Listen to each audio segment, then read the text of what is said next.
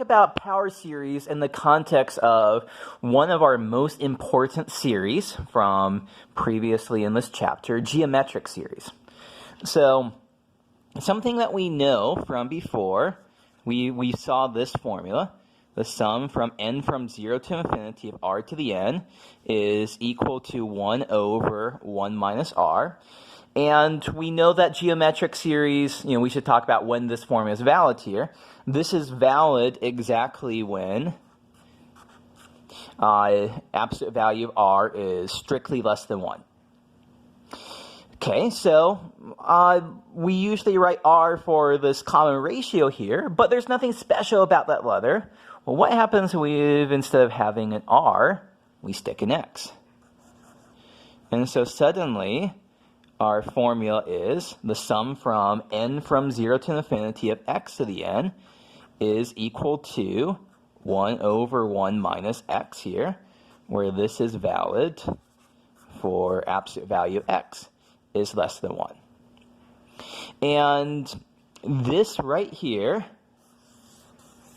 we have a power series that 1 over 1 minus x, the power series expansion for it, centered at 0, is going to be the sum from n from 0 to infinity x to the n, where this right here, this is just 1 plus x squared plus x cubed plus x to the 4th plus dot dot dot.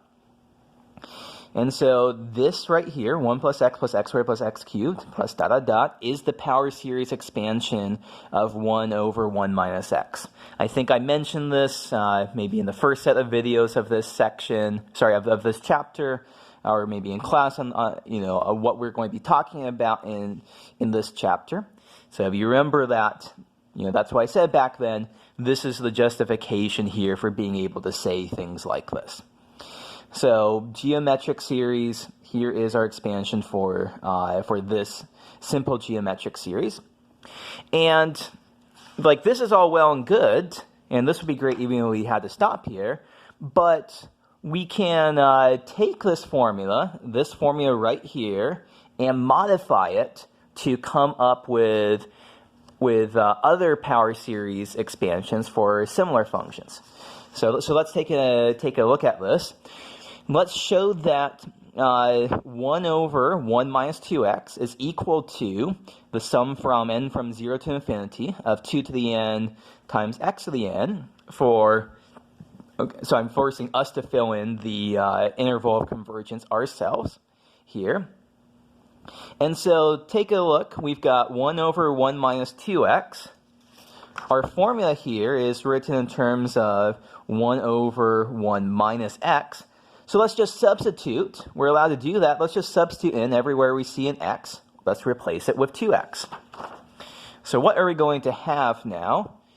1 over 1 minus x is, I'm just going to recopy this, n from 0 to infinity of x to the n. So 1 over 1 minus 2x is going to be, everywhere we see an x, we stick a 2x.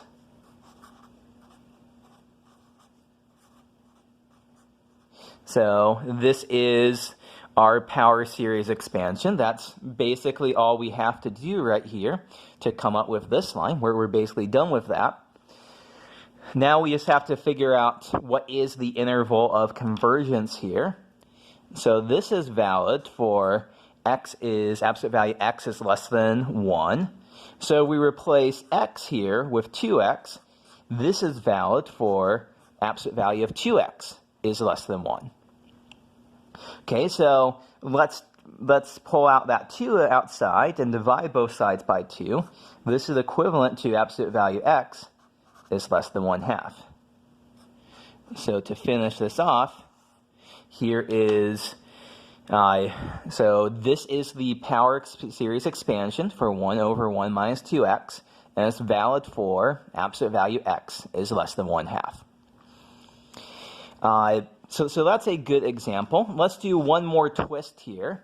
Find a power series expansion with center C is equal to 0 for f of x is equal to 1 over 2 plus x squared.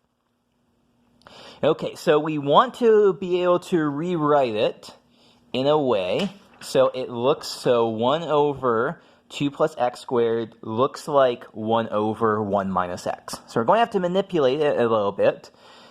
First thing to do is that there's a 2 here. We really want that to be a 1. So what cost does that have for us? F of x is equal to, let's pull a factor of 2 out from the denominator. And so we end up with 1/2 times 1 over 1 plus 1/2 x squared. So this might feel unnatural to do. We're factoring a 2 out from the denominator. If we multiply this back in, you'll see we end up with 2 plus x squared, which is what we want. Okay, so this looks a little bit more like what we had. So, ignoring this factor of 1/2, this looks a little bit more like what we have here. But another thing is that there's a plus sign here and there's a minus sign here. So we want to deal with that. So we're just going to insert in a minus sign. So subtracting something that's negative is the same thing as adding the positive. So we're going to rewrite this as 1 minus 1/2 x squared. So these two changes, going from here to here to here, these might feel really, really unnatural changes to make. That feels like we're making everything more complicated. But the point here is that this is finally in the form where we can apply this power series here. So let's go ahead and do this. We can now, everywhere we see an x in this formula, we're going to replace it with minus 1/2 x squared. Let's do that. So 1/2 times the sum from n from 0 to infinity of x to the n, where we're going to replace x with minus 1/2 x squared. Okay, so this is what we have, and let's rewrite this a little bit. So we're going to have a minus 1 to the n.